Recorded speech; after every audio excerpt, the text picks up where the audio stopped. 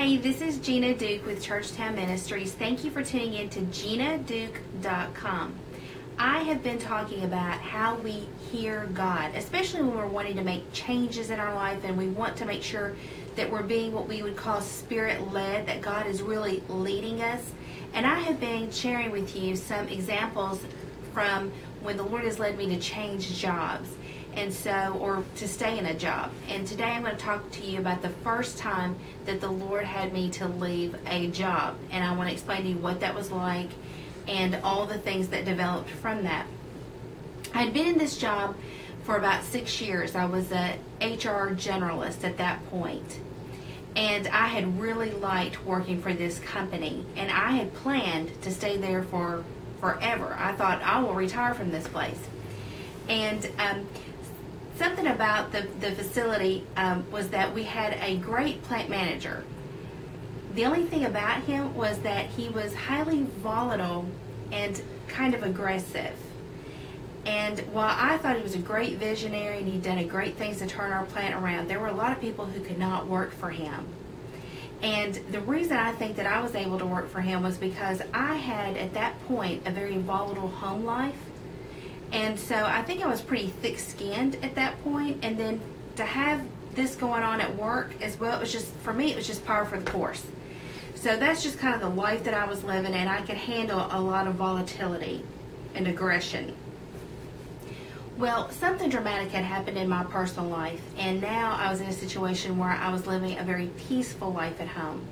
And what that did is that grew an intolerance for me to have a volatile work life. And that was my first feeling of being dissatisfied in my current job. The second thing that was happening was my plant manager, who had always really been high on me, I felt like he began to nitpick me. Now, he would say he was just doing this just to really challenge me, help me to grow professionally, but it really added to my job dissatisfaction.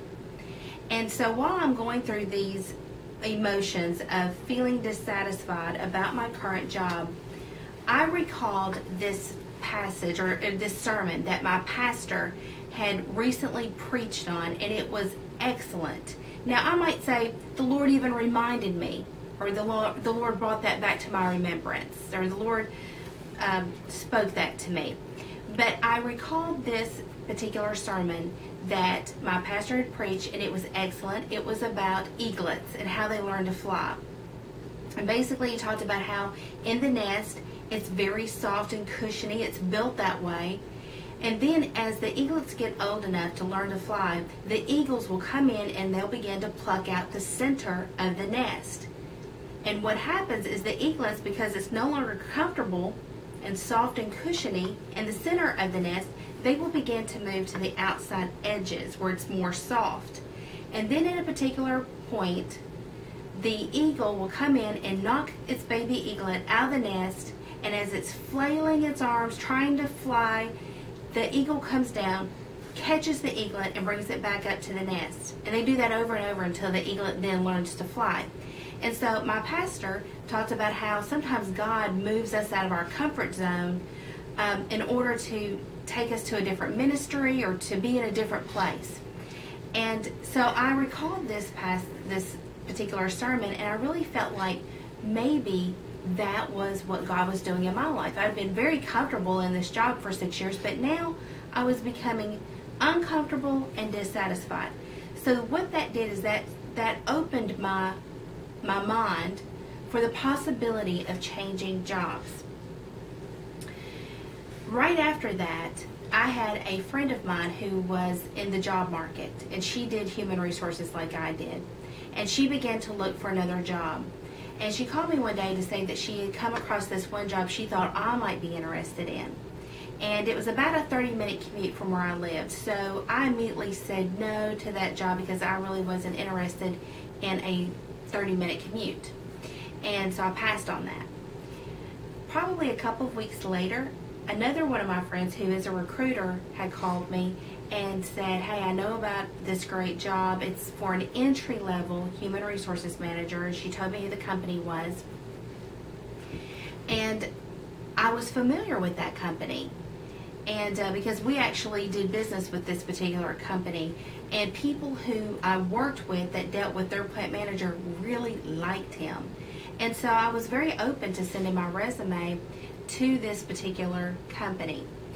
Well, while I was working on my resume, my first friend that I told you about called me up to check in, and I told her that I was actually sending my resume to this particular company. And she said, that is the very company I was trying to tell you about. And so I felt like the Lord was gracious in that He brought that opportunity around to me a second time, even though I had passed on it originally. And see, I think God is gracious like that. I think that He's not just like a one, one and you're done. Like, if you miss me, then too bad. I think in His kindness and graciousness, He will bring those things around to us a second time. So I felt like possibly God was leading me there. So I sent out my resume to this company, and I got an interview, and long story short, I was hired. And I loved my experience there. The really good thing about being led by God is that even though I was on a learning curve, because I went from an HR generalist to an HR manager, that I felt confident that I was going to be okay. I didn't have this fear, because I felt like that's where God had led me. And so it gave me this confidence. Also, when you know where you're in a place where God has led you, whether it's a job or a city or just wherever, any place in life, when you believe that God has planted you there, it provides you comfort for the hard days, because there's always those difficult seasons you go through, but then you can take comfort in the fact that you know that you're where God had planted you. You're in the center of God's will, and that is just a real reassurance. So I hope a couple of these examples are helpful to you. That sometimes God, He makes us uncomfortable where we are so that we will be open to change. And then sometimes He'll bring it around to us a second time. Even if we missed it, He may bring it around to us a third and fourth time.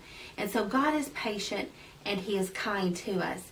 And so I hope that you find that these are helpful ways to help you be in God's will for your life.